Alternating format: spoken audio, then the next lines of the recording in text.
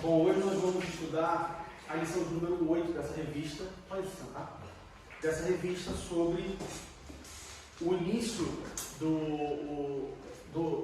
da monarquia em Israel. Nós estamos estudando nesse semestre o livro de 1 e 2 Samuel, onde nós estamos vendo a transição do governo de Israel de um governo teocrático, ou seja, um governo onde Deus era o governante do povo e dava as suas ordens, as suas diretrizes através dos sacerdotes, através dos juízes.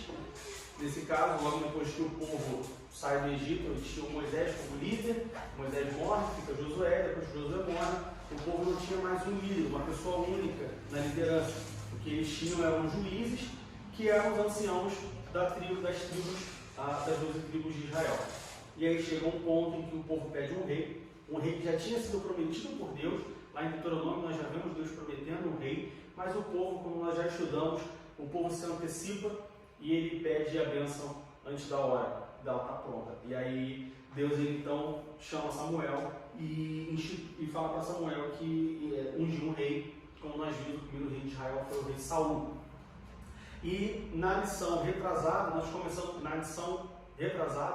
nós vimos que Saul ele se desvia dos caminhos do Senhor por uma série de fatores, uma série de pecados que Saul comete, que chega ao ponto de Deus rejeitar Saul como rei. Então Deus unge Davi como rei, e hoje nós vamos ver na lição 8 sobre o exílio de Davi.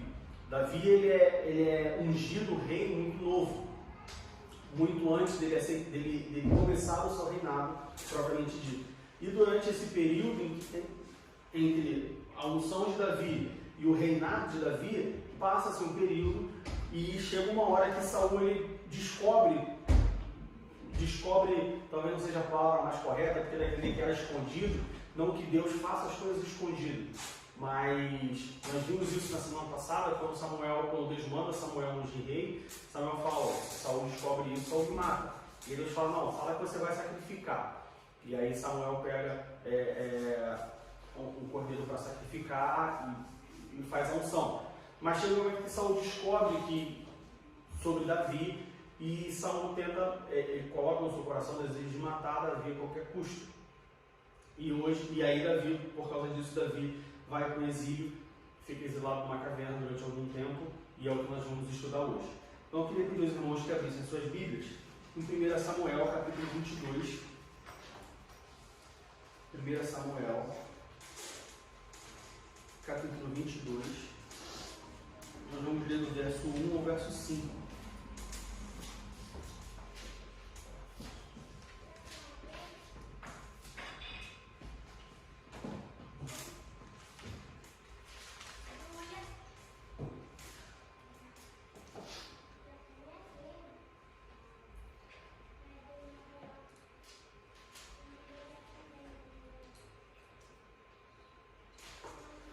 Samuel, capítulo 22, do verso 1 ao verso 5. Então Davi se retirou dali e se escapou para a caverna de Adulão. E ouviram-no seus irmãos e toda a casa de seu pai, e desceram ali para ele. E ajuntou-se a ele todo homem que se achava em aperto, e todo homem endividado, e todo homem de espírito desgostoso. E ele se fez chefe deles. E eram com ele uns 400 homens. E foi-se Davi dali a Mispa dos Moabitas, e disse ao rei dos Moabitas: Deixe estar meu pai e minha mãe convosco, até que saiba o que Deus há de fazer de mim. E trouxe-os perante o rei dos Moabitas, e ficaram com ele todos os dias que Davi esteve no lugar forte. Porém o profeta Gade disse a Davi: Não fiques naquele lugar forte, vai e entra na terra de Judá. Então Davi foi e veio para o bosque de Hered. Bom, hoje nós vamos estudar sobre o exílio de Davi, o porquê que Davi foi lá. Como já falei, Saul queria matar Davi, mas qual o simbolismo? Por que Davi foi exilado? Por que simplesmente Deus não poderia chegar e falar: Saul, você quer matar Davi? Então eu vou te matar e Davi reina logo. Por que Davi existe um motivo, existe um porquê que Davi teve que ficar exilado? Foi necessário esse período do exílio de Davi. Depois nós vamos ver uma das características que faz Davi ter um coração segundo o coração de Deus. Davi, como nós todos deveríamos saber, Davi a Bíblia apresenta Davi como um homem segundo o coração de Deus. Davi era uma pessoa, ele foi uma pessoa que ele cometeu vários erros graves. Davi era um homem de guerra, Davi ele, nem de longe era uma pessoa perfeita, mas a Bíblia nos fala que ele tinha um coração segundo o coração de Deus. E durante o exílio de Davi, nós vemos uma atitude de Davi que corrobora essa característica dele ser um homem segundo o coração de Deus. E por último, nós vamos ver a decadência ainda mais, se é que isso era possível, mas a decadência ainda mais do rei Saul. Saul ele toma uma atitude que eu diria que é o fim da linha, era o fim da picada, como a gente costuma fazer essa atitude que Saul toma. Então, aqui em 1 Samuel, no capítulo 22, no versículo, como nós lemos, do versículo 1 ao versículo 5, nós vemos Davi se escondendo no que a Bíblia chama de caverna de Adulão. Adulão era uma cidade, e era uma cidade que já existia lá atrás, em Gênesis, a gente já vê referência a essa cidade. Era uma cidade dos cananeus, que inclusive o povo de Israel, eles tomam essa cidade quando eles conquistam a terra de Canaã. E Davi, sabendo da perseguição de Saul, se nós formos até um pouco antes, nós vamos falar mais sobre isso, quando a gente falar sobre as atitudes de Saul, quando descobre que Davi está exilado. Um pouco antes, no capítulo 21, nós vamos ver que Davi está fugindo de Saul e ele passa pelo sacerdote, pede comida, pede armas, e depois ele vai se exilar nessa caverna de Adulão. Saul queria matar Davi por conta de ciúme, por conta da situação de Davi, e Davi, então, orientado pelo Espírito Santo, de certa forma, orientado por Deus, vamos dizer assim, ao invés de Davi era um homem de guerra, e tinha acabado de matar um gigante, Davi poderia muito bem ter falado assim: não, eu matei um gigante, eu vou matar Saul também. O que é Saul como gigante? Davi podia ter enfrentado a situação, e Davi podia ter falado: Davi já era ungido, ou seja, Davi já sabia que ele ia ser o rei de Israel, Davi tinha matado um gigante, Davi poderia muito bem ter deixado as suas conquistas e a predição do seu futuro, ter falado mais alto, falar: não, vou enfrentar Saul. Mas o que Davi faz? Davi, ele entende que não é a sua hora ainda, ele entende que não é pela força, que ele não deveria tomar essa atitude, e Davi então se exila numa caverna. E por que uma caverna? Bom, em termos aspectos físicos, a caverna é um bom lugar para você esconder, porque você passa despercebido. Se eu não sei que você está escondido numa caverna e eu passo em frente à caverna, eu não vou imaginar, não tem como predizer que tem alguém ali. Tanto é que ainda hoje, quando você vê na época do Osama Bin Laden, que os Estados Unidos estavam comprando o Osama Bin Laden, achou de uma caverna, e aí dizem o que as pessoas falam é de fato muito difícil você encontrar uma pessoa, principalmente naquela região do Afeganistão, do Oriente Médio, do Líbano, que tem muita caverna, o terreno é muito rochoso, ou seja, é um local difícil de se esconder. Então, aos olhos humanos, uma caverna, porque é um local difícil acesso, difícil de Saul descobrir. Do lado espiritual, por que uma caverna e por que um exílio? Como eu já disse, Davi ele sabia que ia ser rei, mas ele também sabia que tinha que ter um preparo para ele ser rei. Davi ele tinha que exercer algumas atividades, Davi ele tinha que preencher alguns requisitos para que ele pudesse alcançar ou começar o seu reinado. E Davi faz isso durante o exílio. Durante o exílio, normalmente é um período, e ao longo da história da humanidade, você vê várias pessoas que foram exiladas, seja por vontade própria, ou seja por imposição de alguém. O apóstolo João ficou exilado na ilha de Patmos, onde ele escreveu a carta do Apocalipse. Na história moderna, no Brasil, nós temos várias pessoas que foram exiladas políticos. Henrique Cardoso foi exilado, Caetano Veloso foi exilado, Gilberto Gil foi exilado, por motivos políticos, não por motivo como o rei Davi, por motivos políticos exilado. O fato é que um exílio, ele sempre nos traz a ideia de uma separação, no sentido de se afastar daquilo que está acontecendo. E aí a pessoa se exila e ela reflete sobre aquilo. Quando você se exila, normalmente, por vontade própria, por exemplo, você está falando assim, olha só, tem aqui aquela situação, eu vou me exilar daquilo, ou seja, eu vou sair daquilo, eu vou para longe, eu vou me afastar, e eu vou refletir sobre aquilo que está acontecendo. E a ideia é que durante o exílio, você reflita sobre aquilo que está acontecendo, você se prepare para aquilo que está acontecendo, você aprenda alguma coisa com aquela situação que está acontecendo. Da mesma forma, se for um exílio forçado, por exemplo, mais um exemplo, na história nós temos pessoas que foram exiladas forçadamente. Um governo, por exemplo, autoritário, chegou e falou só, você tem duas opções, ou eu te mato, ou você vai ser exilado em outro país. E a pessoa vai exilada em outro país, porque se ela voltar para o país dela, ela vai ser morta, por perseguição política, religiosa, ideológica, enfim. E quando essa pessoa está lá, exilada, essa pessoa, de novo, da mesma forma, ela está afastada da situação que está acontecendo, ela está afastada, e isso também serve como uma forma de reflexão, como uma forma de preparação para alguma coisa. Na Bíblia, aplicando o exílio de Davi na nossa vida espiritual, é mais ou menos a mesma coisa. Quando Davi se exila, quando Deus permite que Davi se exila, e Davi de boa vontade ele se exila, nesse caso nós vamos ver, para ele desenvolver habilidades que seriam requeridas no seu reinado.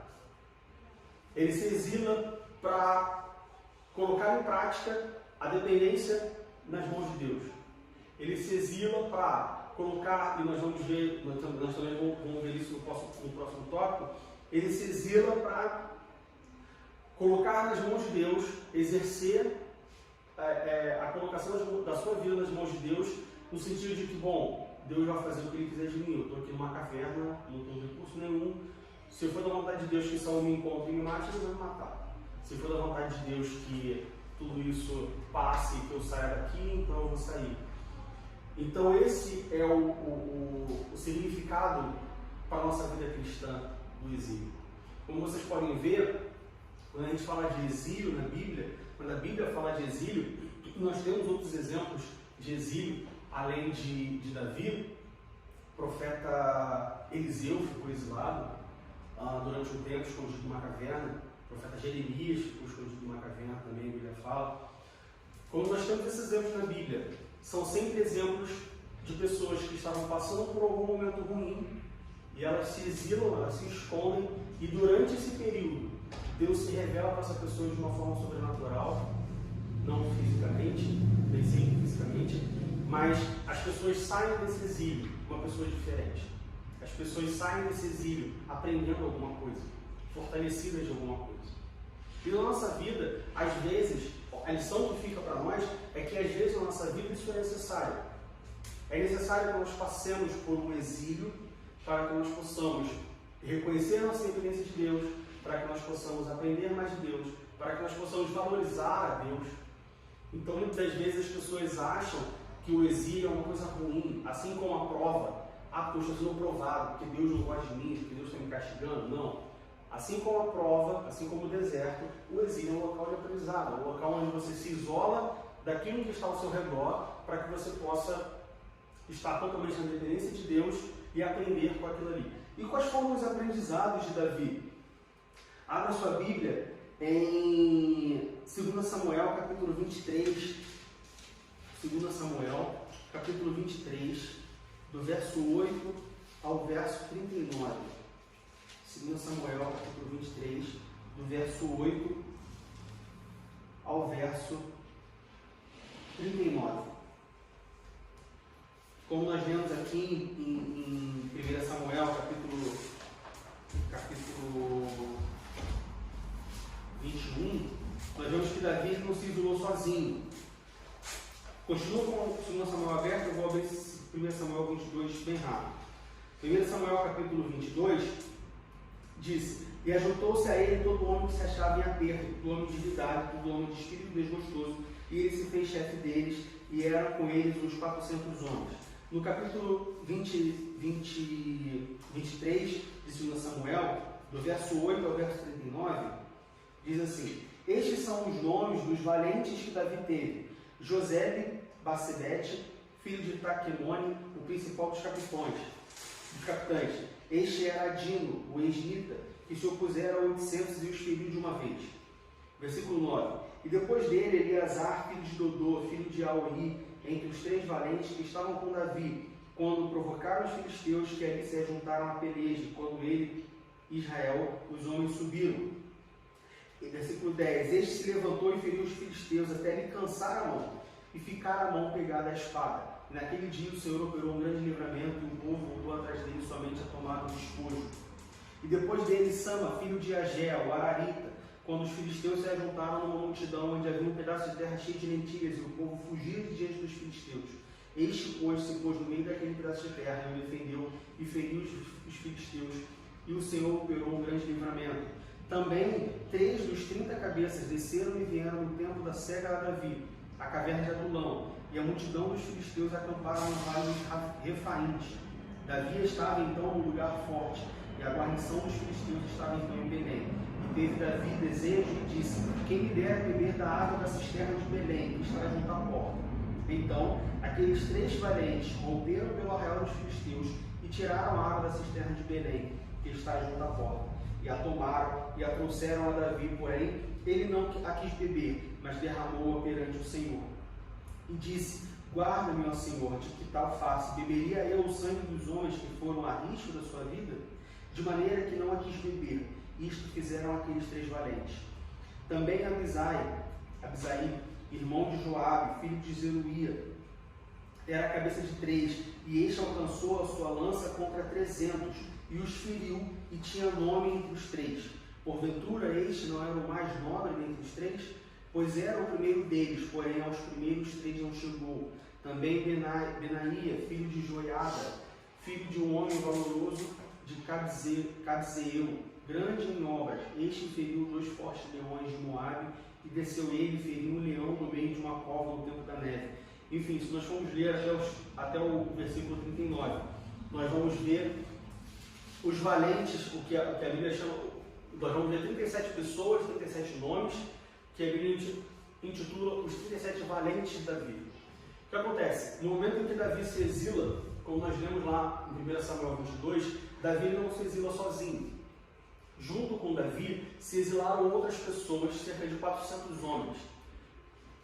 Pessoas totalmente aleatórias, com problemas diversos em relação a Saul. Pessoas endividadas, pessoas rejeitadas, pessoas que corriam algum tipo de perigo de vida, pessoas totalmente aleatórias, pessoas que surgiam e tinham algum problema. Essas pessoas se exilam com Davi. E durante o exílio de Davi, Davi começa a exercer a sua liderança. Davi ele foi um excelente líder, Davi foi o maior rei de Israel. Davi ele conquistou muitas coisas, ele conquistou muitas batalhas, mas ele não conquistou isso sozinho. Davi ele conquista tudo que ele conquistou. Davi ele tem a fama que ele teve, primeiramente pela sua temência a Deus. Davi era um homem temente a Deus, como eu já falei. Apesar de todos os erros de Davi ele era uma pessoa que tinha o coração de Deus. Então, claro, primeiro o mérito, não o mérito, mas a ser temente a Deus, e segundo pelas suas habilidades em liderança. E Davi ele começa a exercer isso justamente durante o exílio. Ou seja, mais uma prova de que o exílio não é uma coisa ruim, nem sempre é uma coisa ruim. Por mais angustiante que seja, e nós podemos de certa forma tentar imaginar a angústia que Davi sentia, porque o rei do país dele, né, o rei do seu povo, o seu rei, estava procurando matar ele. E Saul não era somente rei, Saul era rei, Saul era sogro, Davi era casado com a filha de Saul. Davi era, o melhor amigo de Davi era Jonatas, que era filho de Saul. Ou seja, Davi tinha um sentimento por Saul, não era uma pessoa comum. O rei está me perseguindo. Não, esse rei era uma pessoa próxima, era o rei, era o sogro, era o pai do amigo, era a pessoa que Davi, quando Davi é ungido, Davi vai até o acampamento dos filisteus e Saul fala com Davi fala: não, quem é esse filisteu que está fugindo, que está falando mal do meu povo? Vou lá e vou enfrentar o filisteu, enfrenta Golias. Depois disso, Saul começa a ficar perturbado por espíritos imundos, e a essa altura o Espírito de Deus já tinha se afastado de Saul. Quem que Saul chama? Um dos servos de Saul fala, tem um rapaz aí, filho de Jessé, o Benemita, ele sabe tocar harpa. Então chama ele. E Davi, ele passa tempo próximo de Saul, tocando harpa para Saul. Ou seja, não é ser perseguido por Saul, não era simplesmente o rei que ele matava. É o rei, o meu sogro, o meu melhor amigo. Situações que, se a gente trouxer para a nossa vida atual, para o nosso mundo, para o mundo atual, e trouxer inclusive para a nossa vida pessoal, muitos de nós já passamos. Você ser perseguido por uma pessoa próxima, que você ama, uma pessoa que você gosta, que você nunca esperava que acontecesse, e essa pessoa passa a te perseguir, ou essas pessoas passam a te perseguir. Isso nem sempre, ou não precisa ser uma situação ruim. Davi, ou Deus, ele usa essa situação para forjar a liderança de Davi. Ele usa essa situação para moldar Davi, preparando Davi. Então, quando a Bíblia fala de exílio, a Bíblia fala de preparação. Quando a Bíblia fala de exílio, quando a Bíblia fala de se afastar das coisas, sair para fora, sair para um lugar e ficar exilado, refletindo, pensando, trabalhando naquilo ali, naquele lugar, a Bíblia está falando de, olha, aproveita esse momento que você está sozinho, aproveita esse momento que você está frágil, aproveita esse momento que você está abalado e usa isso para poder, usa isso em seu benefício. E foi isso que Davi fez. Davi, ele começa ali, naquela caverna, com 400 homens, a exercitar a sua liderança, a desenvolver a sua liderança, a ponto de a Bíblia dedicar parte de um capítulo, e aí aqui em 2 Samuel, no capítulo 23, fala sobre os últimos dias de Davi, fala sobre a morte de Davi. A Bíblia se dedica parte desse capítulo a listar 37 pessoas que são intitulados os valentes de Davi. Pessoas que, se vocês lerem do versículo 8 ao versículo 39, foram fundamentais no governo de Davi, nas vitórias de Davi. Nós vemos pessoas que mataram 300, uma pessoa matou 300 pessoas. É claro, mas essas pessoas eram pessoas fortes e tal. É claro que tudo estava sob a direção de Deus. Não eram as pessoas em si, mas Deus através dessas pessoas. Mas tudo começou durante o exílio de Davi. Então, sempre que, em algum momento da sua vida, a lição que fica para nós nesse primeiro tópico sobre o exílio de Davi é que sempre que você passar por um momento de sofrimento, sempre que você passar por um momento de exílio, de prova, de tentação, de deserto, não se prostre. Davi podia muito bem ter falado assim, porque o rei está me perseguindo, vou ficar aqui nessa caverna e vou morrer de fome. Tem 400 pessoas aí, faz o que vocês quiserem, é isso mesmo, Saul é mau mesmo e tal. Davi podia ter blasfemado, Davi podia ter largado de mão. Mas não, Davi ele toma essa situação e ele tira um proveito disso. E o outro significado é que, se você quer reinar com Cristo, você tem que sofrer com Cristo. Davi ele queria reinar, ele já tinha sido ungido rei, como eu falei. Davi sabia que ele seria rei, mas antes dele ser rei, ele tinha que sofrer. Sofrer não no sentido pejorativo da palavra. Então quer dizer então que se eu quero a vida eterna, eu tenho que sofrer na terra, passar o perrengue, comer um pouco que amassou, e essa teologia que em muitas igrejas é pregada de que você tem que se auto-humilhar, você tem que se auto-flagelar, e que é isso mesmo, o crente tem que ser isso mesmo, tem que comer um pouco de abaixo mesmo, tem que sofrer aqui. Não, a gente tem que tomar cuidado para não ficar nos extremos. Você tem de um lado o extremo da prosperidade, de que o crente tem que ser rico, que o crente não pode passar por problemas, que o crente não pode ter tribulações. E você também tem o outro lado da moeda, o outro extremo, que o crente tem que ser pobre a vida inteira, o crente tem que ser humilhado a vida inteira, o crente tem que sofrer a vida inteira. A gente tem que tomar cuidado para a gente não cair nos extremos. O caminho tem que ser o caminho do centro, tem que ser uma coisa centrada. É possível um crente ter alegrias na vida? Sim, nós já falamos sobre isso aqui. Mas também é possível um crente ter tristezas na vida. Sim, é possível, não tem problema nenhum disso. Não é porque um crente está enfermo que ele está em pecado. Não é porque um crente está passando por uma situação de desemprego que é isso mesmo, o crente tem que ser desempregado. entregar a vida inteira. Não, você tem que ter um meio termo ali. Então, a lição que fica do exílio é que se Davi queria reinar como rei de Israel, tendo Deus ao seu lado, Davi tinha que passar por esse momento, era necessário, e como nós vimos, foi onde Davi se forjou e cresceu como líder. Nós vemos isso no Novo Testamento, em 2 Timóteo, capítulo 2, versículo 12. Paulo ele não fala sobre exílio, propriamente dito, mas ele fala sobre, se nós queremos reinar com Cristo, nós devemos também querer sofrer com Cristo. 2 Timóteo, capítulo 2, versículo 12, que diz assim: se sofrermos, também com ele reinaremos. Se o negarmos, também ele nos negará. Se nós temos no nosso coração, e é o que eu imagino que nós temos, que é: quero seguir a Cristo e quero ser reconhecido como um discípulo de Cristo, eu tenho que estar disposto, eu tenho que querer estar disposto, não só a seguir a Cristo e ter aquelas coisas boas que Cristo vai me dar, ou que as consequências boas que seguir a Cristo vai ter, como a vida eterna, a salvação e tudo mais, as bênçãos, mas eu também tenho que estar preparado para ter as coisas ou sofrer as consequências de que um seguidor de Cristo sofre. E se nós olharmos para a vida de Jesus, ele teve muito mais momentos ruins do que momentos bons. Jesus foi crucificado, Jesus foi humilhado, Jesus bateu, Jesus apanhou, Jesus morreu. Então nós temos que estar dispostos a fazer isso também. A gente não pode querer um Cristo, seguir a um Cristo que só tem um lado bom. Eu não posso querer seguir a um Deus que só é amoroso. Eu tenho que seguir a um Deus que é Senhor, que é amoroso, que é Senhor, que é justo. O problema hoje que eu vejo na igreja, não igreja com I minúsculo, mas igreja com I maiúsculo, num todo, de modo geral, são pessoas crentes que querem seguir a um Deus que é amoroso. Ela só quer seguir o Deus amor. Ela só quer seguir o Deus dono do ouro da prata. Ela só quer seguir ao Deus abençoador. Mas quando chega um momento do Deus Senhor, e aí quando a gente está falando Senhor, a gente está falando de Senhor, de senhorio, na posição de que Deus é o meu Senhor e eu sou o seu servo, as pessoas, não, o Deus Senhor eu não quero.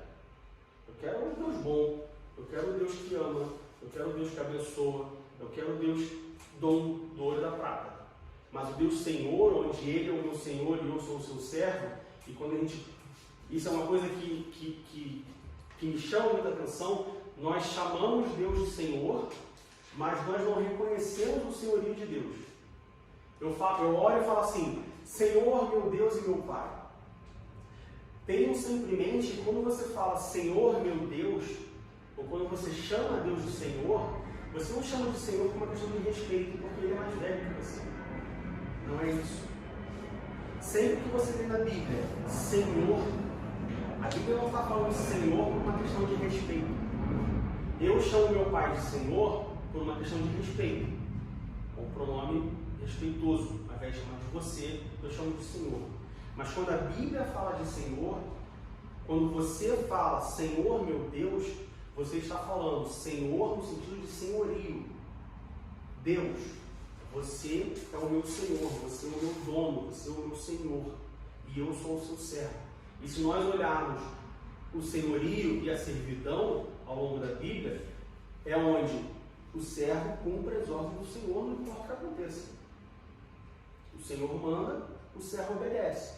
E o que nós vemos hoje... Sem esperar nada em troca. Oi? E sem esperar nada. Sem esperar nada em troca. É uma servidão. A gente poderia até... É bem polêmico porque a Bíblia fala sobre escravidão, e é bem polêmico isso, mas a gente poderia traduzir senhorio por escravidão. Vai ficar pesado eu falar que nós somos escravos de Deus. E quando a gente pensa em escravidão, quando a gente fala sobre escravidão, a gente pensa logo nos negros escravizados, nas pessoas escravizadas, no nazismo, no Brasil colonial e tudo mais. Então você tem uma conotação ruim. Mas, de novo, quando nós falamos de Deus como Senhor, quando eu chamo Deus de Senhor, eu estou falando, Deus é o meu Senhor e eu sou o seu servo. E eu devo fazer aquilo que o meu Senhor espera de mim ou requer de mim sem esperar nada em troca. A única coisa que um servo espera em troca ou recebe em troca do seu Senhor é casa, comida e roupa lavada.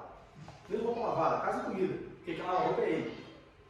Da mesma forma, a única coisa que eu devo fazer, a única coisa que eu devo esperar ou receber, eu como servo do meu Deus, que é o meu Senhor, é a minha vida eterna. Mais nada. É a única coisa que Ele prometeu de fato. Fala. Inclusive, também, se a gente parar para refletir na própria oração que Deus nos deixou, ele diz, né? Seja feita a tua vontade, né? E não a nossa. Então, mas já fala tudo também, né? Pois é. E o que eu vejo hoje, o que nós vemos hoje, é uma igreja que só quer uma parte de Deus. Não quer o Deus inteiro. Quer 10%. 10% que lhe cabe. Só que Deus ele não é 10%. Nós falamos na semana passada, eu preguei na semana passada, justamente sobre a mornidão. Deus, ele não se doa 10%. Você não pode ter 20% da atenção de Deus. Você não pode ter 50% da atenção de Deus. Você não pode ter 99% de Deus. Deus, ele é binário. Ou 0 ou 1. Na computação, tudo é binário. Tudo se transforma em 0 e 1. Com Deus, ou é 0 ou é 1. Ou você tem a Deus, ou você não tem a Deus. Ou você serve a Deus, ou você não serve a Deus. Ou você ama a Deus, ou você não ama a Deus. É muito prático. Nesse aspecto, Deus é pragmático. Ou você me serve, ou você não me serve. Ah, Senhor, mas eu te servi tanto tempo, mas, poxa, o Senhor mandou eu fazer isso, ou o Senhor não deixou eu fazer aquilo. Poxa, Senhor, isso aí pega. Não pega. Ou é 0, ou é 1. Não tem metade. Não tem uma parte. Enquanto nós buscarmos Deus, ou buscarmos Deus de forma fracionada, nós vamos decepcionar. Não que Deus nos decepcione. Nós vamos decepcionar. Veja bem, Deus nunca decepciona ninguém. Quem se decepciona são as pessoas. Deus ele nunca vai me decepcionar. Mas se eu buscar de Deus somente o Deus amoroso, eu vou me decepcionar. Porque vai chegar uma hora que ele vai falar, olha só, eu sou o Deus amoroso, mas eu também sou o Deus justo. Está aqui a sua correção. E eu vou falar, poxa Deus, mas a Bíblia fala que eu sou um Deus de amor. Ele vai falar, eu não posso ser só um Deus de amor para você. Eu não posso querer que Deus seja só um Deus de amor para mim. Então, como Paulo diz aqui na sua carta a Timóteo, no versículo 12, se sofrermos também com ele reinaremos, se o negarmos também ele nos negará. Davi ele queria ser o rei de Israel, ele tinha que passar pelo exílio. Em Filipenses, capítulo 2, versículo 4 e 21, abra sua Bíblia em Filipenses, capítulo 2.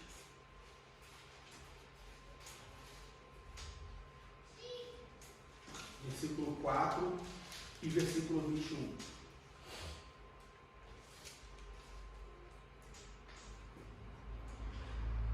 Não atente cada um para o que é propriamente seu, mas cada qual também para o que é dos outros. Versículo 21. Porque todos buscam o que é seu e não o que é de Cristo Jesus. Quando Davi ele está exilado naquela caverna e ele tem ali 400 pessoas junto com ele, Davi, ele não coloca no seu coração o desejo de, bom, vou fazer o seguinte, vou ficar aqui no fundo da caverna, vou botar os 400 ali na frente, se o Saul vier, eu boto os 400 na frente para morrer primeiro. Vai na frente lá, boa expiatória. Davi não faz isso. Davi entende que ele tinha que ser um líder para aquelas pessoas. Todas as pessoas tinham um objetivo em comum, que era estarem exiladas por motivos diversos, como nós lemos lá em 1 Samuel capítulo 21. Os motivos eram diversos. Tinham vários motivos para as pessoas estarem exiladas. Mas o objetivo era um só, que era não ir contra Saul, mas defender de Saul. E qual é o que traz o sucesso para esse grupo de 400 e poucas pessoas? É ter um objetivo em comum. O que nós aprendemos com isso? Na nossa vida cristã, na igreja, temos que ter todos os objetivos em comum. Eu não posso vir para a igreja e usar os meus irmãos ou influenciar os meus irmãos para que eles venham do meu lado, para que eles Tomem atitudes que vão me beneficiar. Não existe eu beneficiado. Existe a igreja beneficiada. E na história da igreja, não só na história da igreja antiga, hoje, inclusive, todas as vezes que um membro da igreja coloca os seus interesses acima do interesse comum, que é servir a Cristo, ser testemunha de Cristo, levar o Evangelho a toda criatura, a igreja se ruim. O grupo se ruim. Todo tempo. 100% das vezes, você tem um grupo de pessoas na igreja que colocam o seu próprio interesse, os seus próprios interesses, acima do interesse maior, que é ser testemunha de Cristo nesse mundo e pregar o Evangelho a toda criatura. Aquele grupo, aquela igreja, aquela pessoa, aquela união, ela se ruim. E vai ser assim o resto dos nossos dias. Você pode prestar atenção. Você tem um grupo de louvor que canta maravilhoso. Isso é uma história, tenho certeza que se a gente levantar, abrir para alguém dar um exemplo, vai ter pelo menos um de cada pessoa. Tem um grupo de louvor que canta muito bem, que é abençoado, que quando canta o poder desce e é maravilha e tal. O grupo acabou. Por que o grupo acabou? Porque chegou um momento, chegou uma hora, onde alguém do grupo colocou o seu próprio interesse acima do interesse comum, que é de ser testemunha e pregar o Evangelho. Às vezes não é que uma pessoa queria fama. Nós conhecemos a história. Mas uma pessoa era um vocalista e esse vocalista queria fama e ele decide sair do grupo porque ele queria fama. Estou falando nem disso, estou falando interesses de forma geral. De forma geral. Temos um grupo aqui. O Ivonão toca a bateria, já que o Ivonão toca a bateria, eu toco o teclado. E aí chega um momento que eu falo assim, o som do teclado está muito baixo. Eu acho que a gente tem que aumentar um pouco mais o som do teclado, colocar um abafador na bateria, porque o teclado tem que sair mais. O meu interesse é que as pessoas ouçam o som do teclado mais alto do que o som da bateria, que é um instrumento que naturalmente faz mais barulho, produz um som mais alto. A partir do momento que eu colocar no nosso dueto o meu interesse de sair o som do teclado mais alto, essa parceria vai ruir. Por diversos aspectos. Ou vai ruir no sentido de que eu quero aparecer mais do que o Diaco, ou vai ruir no sentido de que o som que nós produzimos, a música que nós tocamos, não vai ser mais tão a harmonia não vai ser mais tão perfeita, porque é uma coisa natural e as pessoas vão ouvir mais o som do teclado, vão ouvir menos o som da bateria, e isso vai ficar ruim na harmonia da música. Tem uma razão, tem uma harmonia em cima de tudo isso. Sempre que nós colocamos o nosso interesse pessoal acima do interesse comum, vai trazer problemas. Tenha isso em mente, sempre. Em qualquer lugar. Na sua família, no seu casamento, na relação com seus filhos, na igreja, no seu trabalho, no seu círculo de amigos, na sua vizinhança, em qualquer lugar. Qualquer lugar. Na minha relação com meu filho, se chegar uma hora em que eu colocar os meus próprios interesses acima do interesse comum, que é eu ter uma relação pai-filho, ensinar o meu filho, e meu filho me respeitar e olhar para mim como exemplo e tudo mais, a partir do momento que eu colocar o meu interesse pessoal acima dos nossos interesses comuns, a minha relação com o meu filho vai ser chocada. Isso é uma coisa que quem tem filho, principalmente adolescente, passa por isso. Quais são os problemas dos adolescentes? Os adolescentes são rebeldes. Não, eles não são rebeldes. Eles só acabaram de descobrir que eles têm as suas próprias vontades. Adolescente não é rebelde. Adolescente não é aborrecente. Se for filho de crente, então, jamais. Adolescentes são bênçãos.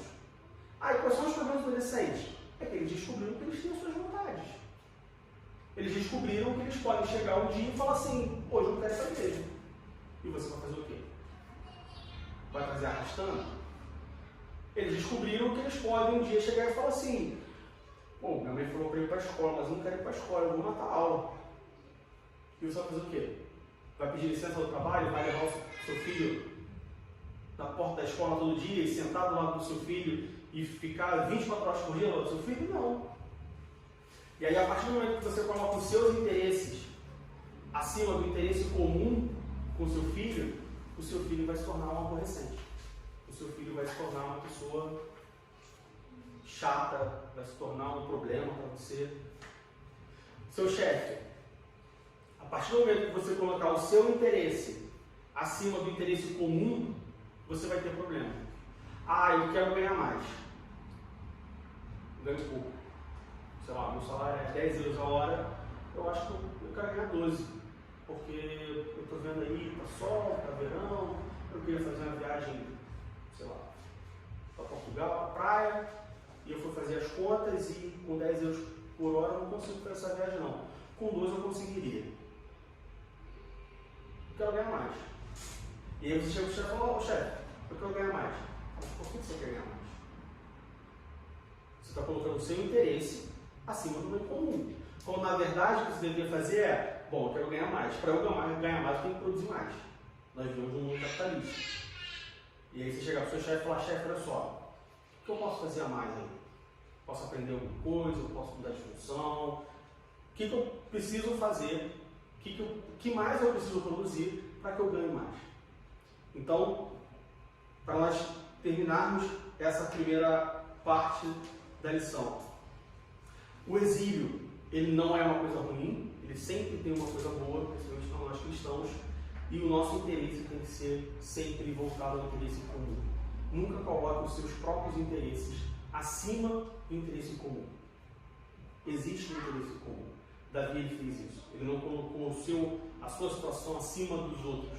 Ele usou os outros para forjar o seu caráter, para forjar a sua liderança e para que ele pudesse ser um líder melhor. E a prova disso é que em 2 Samuel a Bíblia dedica uma parte do capítulo 23 só para listar os feitos dos valentes de Davi. Segundo tópico da lição. Vamos lá. 1 Samuel capítulo 21. 1 Samuel capítulo 21. Capítulo 22. Versículos 3, 4 e 5. Diz assim: E foi-se Davi dali a Mispa dos Moabitas, e disse ao rei dos Moabitas: Deixe estar meu pai e minha mãe convosco, até que saiba o que Deus há de fazer de mim. E trouxe-os perante o rei dos Moabitas, e ficaram com ele todos os dias que Davi esteve no lugar forte, ou seja, que Davi esteve no exílio. Porém o profeta Gade disse a Davi: Não fiques naquele lugar forte, vai e entra na terra de Judá. Então Davi foi e veio para o bosque de Ed. O segundo tópico da lição fala sobre uma das características de Davi que corrobora a fama que o título que Davi recebe da Bíblia de que Davi era um homem segundo o coração de Deus. E que atitude foi essa? Davi se preocupa com seus pais. Veja bem, Davi estava sendo perseguido pelo rei de Israel, pelo rei dele, uma pessoa que tinha poder para matar. Ao invés de Davi falar assim, bom, faria pouco meu pilão primeiro, eu vou fugir, cada um para o seu lado. Até mesmo porque, como nós vimos na lição passada, quando nós falamos sobre a unção de Davi, Davi não era preferido dos pais. Tanto é que o pai se esquece de Davi. Quando Samuel vai lá na casa de Jessé e Samuel pede os filhos, Jessé traz primeiro o primogênito, o segundo, o terceiro, o quarto. E a Bíblia fala que acabaram os filhos, e Samuel fala assim, não é esse. E cara, tem mais alguém aí? E Jessé fala, tem um pequenininho lá, o menor, está lá apacentando as ovelhas. Ou seja, Davi não era o filho preferido de Jessé. Davi não era nem de longe a primeira escolha de Jessé. O que a Bíblia não fala, mas a gente pode talvez inferir que trazia algum sentimento não muito bom de Davi para os seus pais. Eu estou falando que Davi odiava os seus pais, mas ninguém gosta de ser um último, certo? Ainda mais quando é uma coisa, essa relação de pai e filho. Não estou falando, de novo, não estou falando que Davi odiava os seus pais, mas a gente pode subentender ali que talvez Davi tivesse uma mágoa, não sei. A Bíblia não fala sobre isso. É uma suposição minha, pessoal, que talvez não seja tão longe assim. Mas o que Davi faz quando Davi vai exilado? Ele pega os seus pais, vai para a cidade dos Moabitas. E por que Davi vai para a cidade dos Moabitas? Porque Davi era neto de Ruth, que era moabita. Então Davi vai para um lugar, primeiro, que Saul não ia procurar lá, porque os israelitas e os moabitas não se davam. Então Davi sabia que Saul não ia lá procurar, mas ele sabia que era um refúgio, ele tinha uma história com aquele povo, ele tinha uma história com a cidade. O que Davi faz antes de se exilar? Ele pega os seus pais e leva para essa cidade e fala só, deixa meus pais aqui, para eles ficarem seguros. E aí tem um ponto no final do versículo 3, que Davi diz assim, deixe estar meu pai e minha mãe convosco, até que saibam o que Deus há de fazer de mim. A dependência de Davi a Deus era tão grande, que Davi em nenhum momento ele fala assim, olha só, deixa meu pai e minha mãe ficar aqui seguro, porque eu já matei um leão, já matei um urso, já matei um gigante, eu vou matar Saúl também. Olha só, deixa meu pai e minha mãe ficarem aqui seguros, porque Samuel falou comigo um tempo atrás, e ele me ungiu, e ele falou que eu vou ser rei, e Deus falou que eu vou ser rei, e aí, quando eu for rei, eu volto aqui e pego eles. Davi não fez isso. Davi falou, olha, deixa meus pais aqui ficarem seguros, até que eu veja o que vai ser de mim, o que Deus quer para mim. Davi em nenhum momento deixou que as circunstâncias que ele tinha passado, Davi em nenhum momento deixou que as circunstâncias da sua vida, a sua unção como rei, subisse a sua cabeça a ponto de se achar autossuficiente, ou se achar vencedor, ou se achar que por causa dele, por causa disso, ele ia ter sucesso no futuro. Aqui a gente vê mais uma vez, ou da primeira vez, enfim, nós vemos fatos que corroboram Davi ser um homem segundo o coração de Deus. Como a gente falou no domingo passado, Davi, mesmo com a unção, ele não deixou de ser servo. Isso. Continuou sendo servo até o momento certo de ser rei. Ele não colocou o carro na frente dos bois. Veja bem, Davi aqui já tinha sido ungido rei. Exatamente. Se fosse eu falaria assim, bom, sou forte, sou valente, sou ungido rei. Não preciso me esconder. Eu vou ser vencedor. Eu não me chamo para ser cauda, eu me chamo para ser cabeça. Eu vou vencer, a vitória é minha. Deus já declarou a sua vitória, vou tomar posse da minha vitória e vou lá, vou enfrentar Saúl. Ou vou falar, olha só, fica aqui e aí eu vou ser rei, e aí quando for rei eu venho aqui e te trago ouro e prata, porque eu vou ser rei mesmo e tal. Não, Davi não fez isso. A todo momento o que Davi fazia era, vamos ver o que Deus quer de mim. O fato de ter sido ungido rei não fez com que Davi tivesse certeza da sua vitória. Não porque Davi desconfiava de Deus, mas porque Davi se colocava na dependência de Deus. Isso é outra coisa que falta na igreja hoje, se colocar na dependência de Deus. O que as pessoas falam? Estou desempregado, mas Deus vai me dar a vitória, porque eu sou filho de Deus, eu sou filho do dono do ouro e da prata, então eu vou ter vitória. Mas não porque você se coloca na dependência de Deus, mas sim porque você quer a vitória. Mas você já se pensou que às vezes Deus tem um plano diferente para você? Às vezes Deus tem um plano diferente. E se o plano de Deus for que você fique desempregado para você passar mais tempo na obra de Deus? E aí?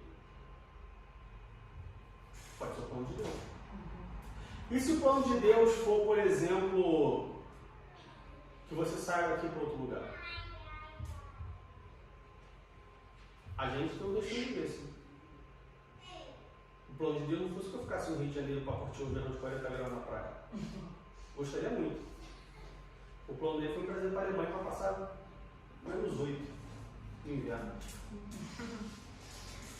Às vezes o plano de Deus pode ser que você não arranje um emprego. E aí?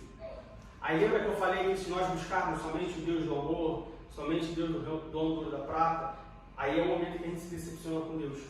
Porque a gente fala assim, mas a Bíblia fala que eu sou um vencedor. O pastor prega que eu sou um vencedor. Mas eu não estou vencendo. O que está acontecendo? Porque você está querendo vencer a batalha errada. A batalha não é essa, a batalha é outra.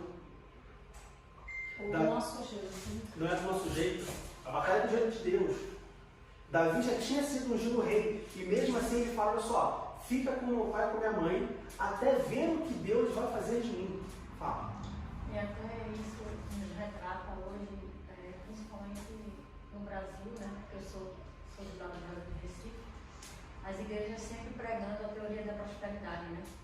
Então isso vai de encontro a tudo que a gente vê, porque só prega, você pode, você vai ter, e é pastor correndo com chave de carro dizendo que a gente. Então se você se chama, você faz. Cadê? Mas quer dizer uma coisa? E outra coisa, a gente não quer esperar, desculpa. A gente não quer esperar, né? Quando você vê quanta coisa Davi passou até ser rei, e ele já sabia que ia ser, e às vezes a gente fica ansioso, porque ele resolveu o nosso problema logo e ele passou. Mas tem que ver uma coisa? Que eu prego contra a teoria da prosperidade, mas deixa eu fazer uma pergunta. Você gosta de Giló? Não? De maneira nenhuma. Se eu te tentar vender Giló, você vai comprar Giló? A priori, não. Se eu falar assim, olha só, tem um Giló aqui, olha que Giló bonito, você vai comprar? Não. Mas não, olha só, veja bem, esse Giló, ele é um Giló bio. E o preço dele no mercado custa, sei lá, €1 a unidade. Eu vou te vender aqui o melhor Giló da Alemanha por 50 centavos, 6 unidades, você vai comprar? Não. Mas não, olha só, Ana. Veja bem, esse Giló, se você fizer ele assim, assado, é um pouquinho diferente. Você vai comprar o Giló? Não. Por que você não vai comprar o Giló? Porque eu sei que eu não gosto, eu sei que eu não vou comer. E eu não vou conseguir vender Giló para você. Não, a mim não. Por que as igrejas pregam a teologia da prosperidade? Que é o que o povo quer ouvir. Porque nós compramos. A culpa é da teologia da prosperidade. Não. A culpa é minha. A culpa é das pessoas que estão lá se vendendo para Não. ouvir aquilo ali. A culpa é das pessoas que estão se vendendo. A culpa é das pessoas que estão comprando. Sim, então, essas pessoas. Se não tem quem compre, não tem quem vende. Isso, então, acho que eu me expressei mal. Eu estou dizendo, a culpa é das pessoas que estão indo para esse tipo de feira. A culpa é minha. A teologia da prosperidade existe porque eu quero ir para a igreja não para servir a um Deus, Isso. mas para ouvir que aquela prova que eu estou passando vai passar. Exato, eu concordo. A teologia da prosperidade existe não porque eu quero ir para a igreja para servir a um Deus que me deu o fôlego da vida hoje, mas porque eu quero ir para a igreja porque eu quero trocar de carro. Então a culpa não é da teologia da prosperidade, a culpa é minha. Exato. E isso é uma coisa que acontece com o ser humano, acontece com o homem desde o Éden. Veja bem, Deus falou, não coma do fruto. A serpente veio e falou, pode comer. Eva comeu. Eva chegou para Adão e falou assim, marido, come que a serpente falou que pode. Adão comeu. Deus chegou e falou assim, o que está acontecendo? A primeira coisa que Adão faz, vamos voltar lá em Gênesis. Gênesis, capítulo 3, verso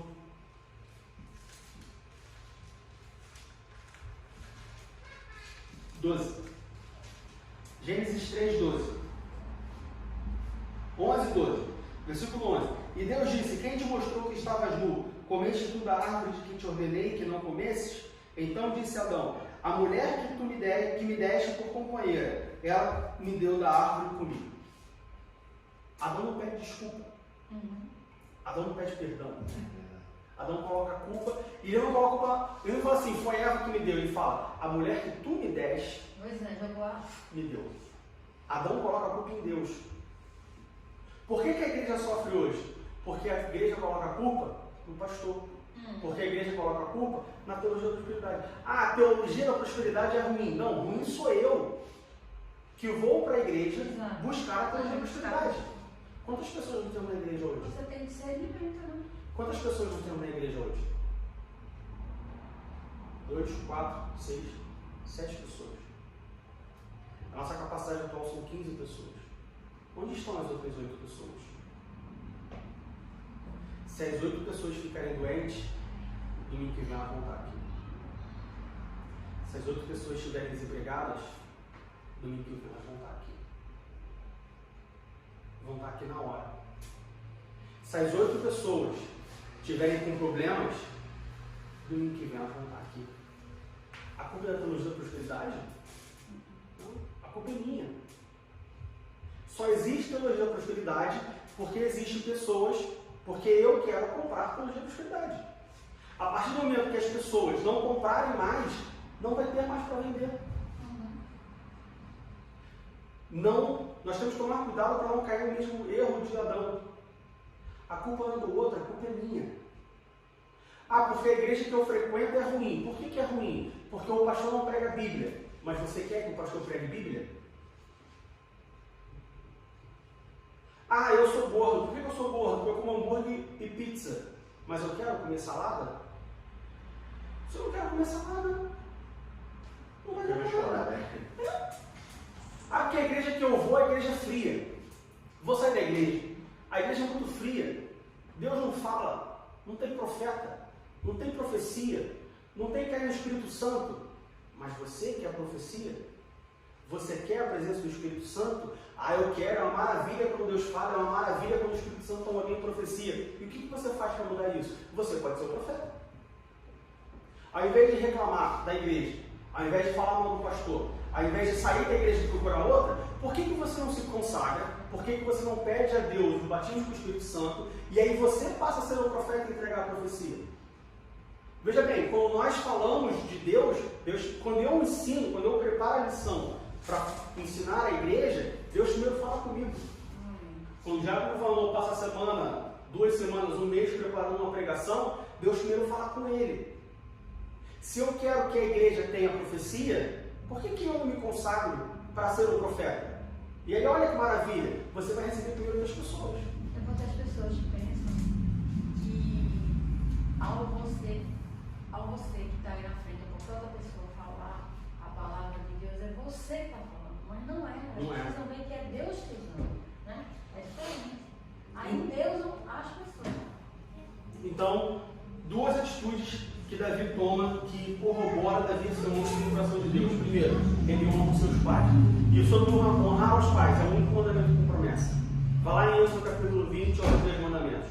O único compromisso é honrar seus pais e seu pai e sua mãe. Mateus fala a mesma coisa. Paulo fala a mesma coisa em Efésios. Honrar pai e mãe. Davi honrava os seus pais. Mesmo sabendo que não era preferido, mesmo sabendo que não era predileto, Davi honrava os seus pais. Ele se lembrou dos seus pais. E segundo, Davi, mesmo sabendo que o Deus que ele servia já tinha decretado a sua vitória, Davi ele fala assim, não sei o que vai ser de mim. Deixa meus pais ficarem aí até ouvir o que Deus vai fazer de mim. Davi esperou. Por fim, sobre Saul. Saul, aqui nesse momento da história, Saul está de mal pior. Como nós já vimos na lição retrasada. Saul começa lá na guerra contra os amalequitas, que Deus manda ele matar todo mundo, e nós vimos o porquê que Deus mandou matar todo mundo. Não é porque Deus é um Deus mau, não era por nada disso, era porque a guerra contra os amalequitas era uma justiça divina. A relação ali não era os amalequitas contra Israel, eram os amalequitas contra Deus. Por isso que Deus mandou matar todo mundo.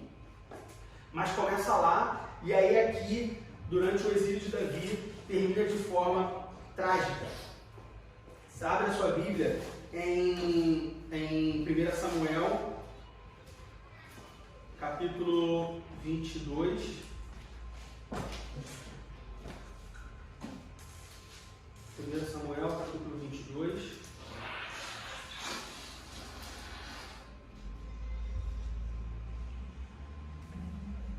Verso 6.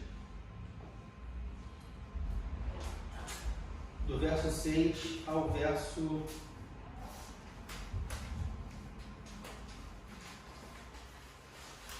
19. Vamos ler só o verso 19, porque já passou bastante já. 1 Samuel, capítulo 22, verso 19. Também a Nob, cidade desse sacerdote, passou a fio de espada desde o homem até a mulher, desde os meninos até aos de peito, e até os bois, jumentos e ovelhas passou a fio de espada.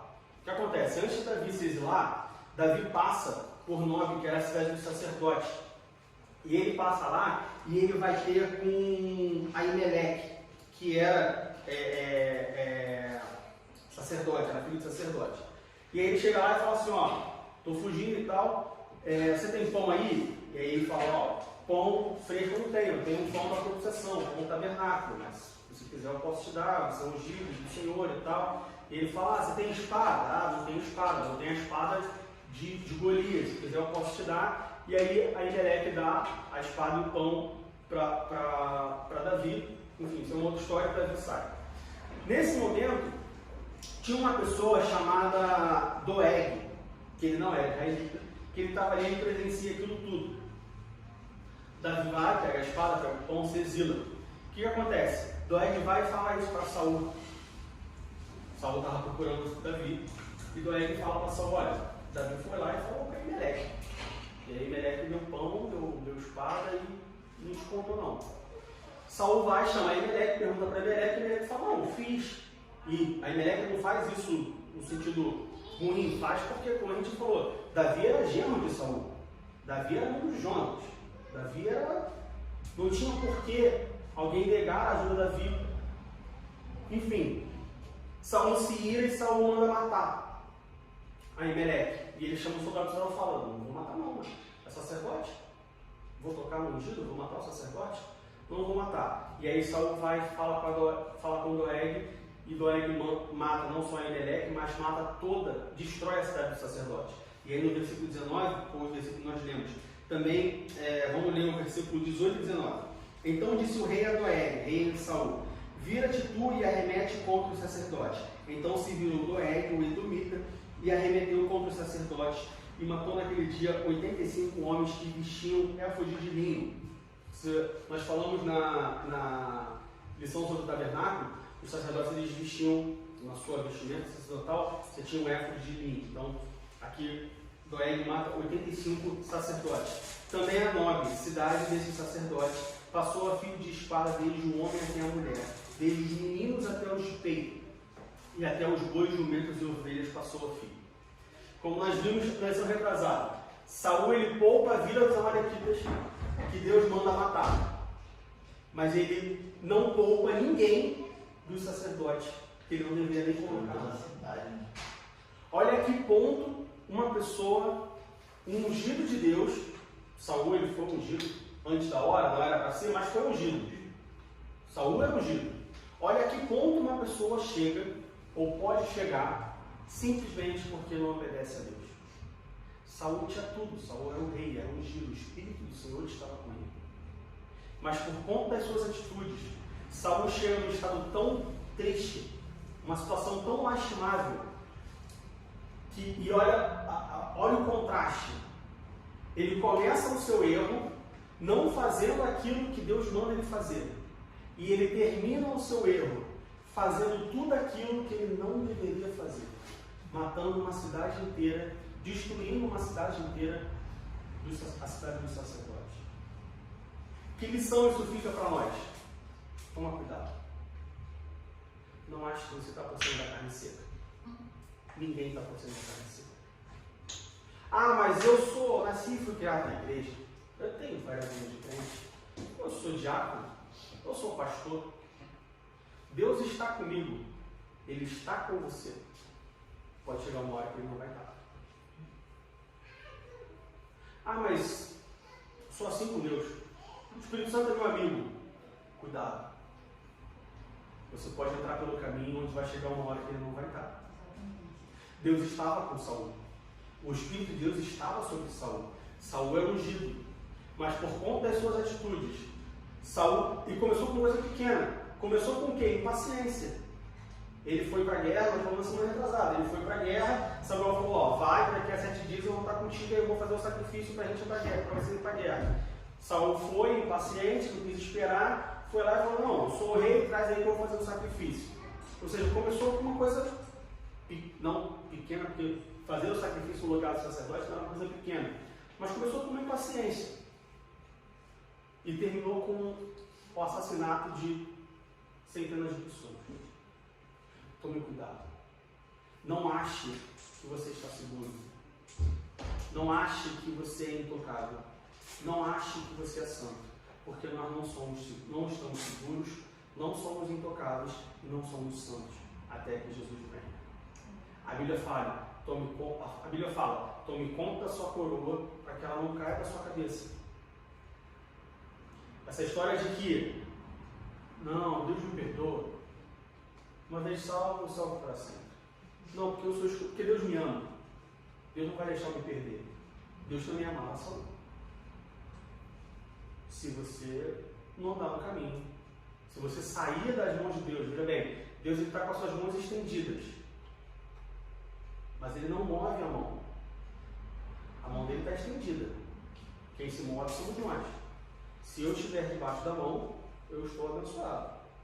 Se eu estiver trilhando o caminho, eu estou salvo. Se eu sair, a mão dele vai continuar estendida. Ele não vai mover a mão dele por causa de mim. Sou eu que tenho que me mover para debaixo dele. Não adianta jogar a culpa nele. E não adianta eu botar a culpa nele. Veja bem, A responsabilidade é nossa. Eva serviu Adão durante quanto tempo? E aí chega um momento que Adão fala, a culpa é da mulher que me deu. Não, a culpa não é da mulher que te deu. A culpa é de Adão que comeu o fruto. Ele não corrigiu a mulher. Por que ele não corrigiu a mulher? A culpa não é minha que o pastor pregou errado para mim. Quando nós acabamos de falar, a culpa é a teologia da prosperidade. A culpa é minha que dou crédito para aquilo. A culpa não é do pastor que faz a igreja ser fria. A culpa é minha que sou frio. Porque se eu for quente, todo mundo aqui eu acho que já viu um churrasco. Como é que você acende uma churrasqueira a carvão? Você bota fogo num carvão. Esse carvão pega fogo, vira brasa e contamina os outros. Se a igreja está fria, a culpa é minha. Se eu ficar quente, vai chegar uma hora que vai ser quente. Tudo bem que às vezes a igreja é tão fria que, né? O carvão é tão ruim que para pegar fogo é difícil. Ou às vezes é tenso. Existem algumas igrejas assim. Não aqui, jamais, porque essas coisas só acontecem, né, em outros países. Mas existe carvão ruim. Mas se fizer um esforço, ele pega fogo. Se botar uma dedicação ali, ele pega. Então, que Deus nos livre de nós entrarmos pelo caminho que Saul entrou. Saul começou ungido, primeiro rei de Israel. Saul tinha tudo para ser o melhor. Talvez não o único, porque ele não é imortal, mas assim, Saul tinha tudo para ser o primeiro e o melhor rei de Israel. Mas ele se deixou levar pelo caminho da perdição e ele termina o seu reinado com uma coisa lastimável, que é matar centenas de pessoas. 85 sacerdotes foram mortos sob a ordem, sob o comando de Saul. Que Deus nos livre disso, em nome de Jesus. Amém.